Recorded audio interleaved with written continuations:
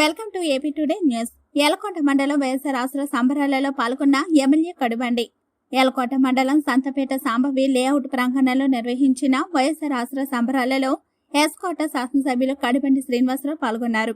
ఈ సందర్భంగా ఎమ్మెల్యే మాట్లాడుతూ గౌరవ ముఖ్యమంత్రి వైఎస్ జగన్మోహన్ రెడ్డి అక్క చెల్లెమ్మల కోసం ప్రతిష్టాత్మకంగా చేపట్టిన వైఎస్ఆర్ ఆసరా 4వ విడత నిధులు విడుదల చేయడం జరిగిందన్నారు. ఏలకోట మండలంలో గల మొత్తం 1050 స్వయం సహాయక సంఘాలకు అక్షరాల 7,50,00,000 రూపాయలను మీ ఖాతాలలో జమ చేయడం జరిగిందన్నారు. కరోనా వంటి మహమ్మారి వల్ల 2 సంవత్సరాల పాటు ఆంధ్రప్రదేశ్ రాష్ట్రం ఆర్థిక పరిస్థితి అల్లకల్లోలంగా ఉన్నా కూడా ఇచ్చిన మాట ప్రకారం జగన్మోహన్ రెడ్డి ప్రతి ఏడాది కూడా చెప్పిన సమయానికి మీ ఖాతాలలో క్రమం తప్పకుండా జమ చేయడం జరుగుతుందన్నారు. ఇదంతా కూడా జగనన్నకు అక్క చెల్లెమ్మలైన మీ మీద ఉన్నటువంటి అమితమైన ప్రేమ వల్లనే చేస్తున్నారన్నారు. మహిళలు ఎందులోనూ తీసిపోకూడదని, వారు ఆర్థికంగా సామాజికంగా ఉన్నత స్థాయిలో ఉండాలన్నదే జగనన్న లక్ష్యమన్నారు. 2024 ఎలక్షన్లో మళ్లీ జగనన్నని సీఎంగా గెలిపించాలని కోరారు.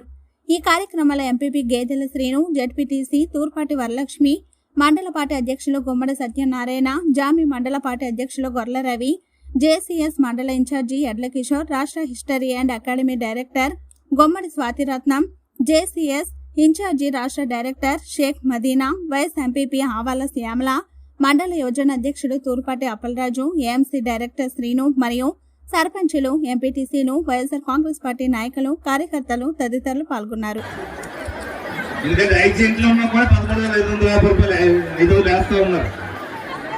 పెన్షన్ ఎవరెవరికి వస్తుందా మీకు నెలలో? మీకు రాకపోయినా మీ అమ్మకో మీ తాతకో వచ్చిన ఎంతమంది చేతులు అందరికి పెన్షన్లు వస్తున్నాయి.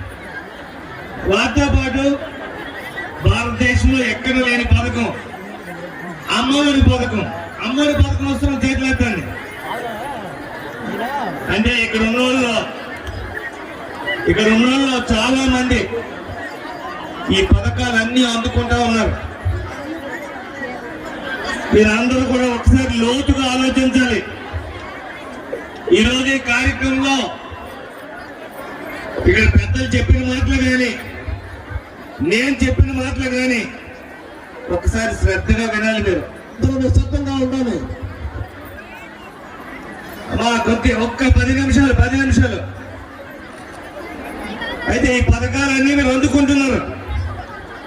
ఈ పథకాలు మీకు ఇచ్చేటప్పుడు జగన్మోహన్ రెడ్డి గారు ఎంత లోతుగా ఆలోచించే ఇచ్చారో పథకాలు అనే విషయం మీరందరూ ఒకసారి అర్థం చేసుకోవాలి. అమ్మా, ఈరోజు ఈ పథకాలన్నీ జగనన్న ముఖ్యమంత్రి కాకుండా ఉంటే వచ్చి ఉండేవా చెప్పండి మీరందరూ. జగనన్న ముఖ్యమంత్రి కాకపోతే వచ్చి ఉండేవే కాదు. ఎందుకంటే ఈ డోక్రా రుణమాఫీ గురించే 2014 ఎన్నికల గురించి కొంతమంది చెప్పారు. 2014లో ఈ డోక్రా అప్పు తీస్తానని చెప్పి ఒక పెద్ద మనిషి చెప్పారు. ఎవరా పెద్ద మనిషి? చంద్రబాబు నాయుడు 2014 నీ డోక్రా రుణమాఫీ చేస్తామని చెప్పారు. డోక్రా రుణమాఫీ కాదు, రైతు రుణమాఫీ కూడా చేస్తామని చెప్పారు. ఆ రోజు జగన్మోహన్ రెడ్డి గారిని మేమంతా అడిగాం, సార్ చంద్రబాబు నాయుడు గారు ఆ రోజు అప్పు తీర్చేస్తామని చెప్తున్నారు, రైతులందరూ అప్పు తీర్చేస్తామని చెప్తున్నారు, మనం కూడా చెప్తాం సార్ అని చెప్పి మేము అడిగాం. ఆ రోజు జగన్మోహన్ రెడ్డి గారు ఏమన్నారు తెలుసా? మనం డోక్రా రుణమాఫీ కానీ రైతు రుణమాఫీ కానీ వాళ్ళకి మనం సహాయం చేయగలం, కానీ ఒకటేసారి తీర్చడం అనేది జరగదు. ఎందుకంటే రైతులకు ఉన్న అప్పు 80,000 కోట్లు. అందుకనే జగన్మోహన్ రెడ్డి గారు అబద్ధాలు చెప్పలే. అందుకనే ముఖ్యమంత్రి గారు కూడా తెలుసు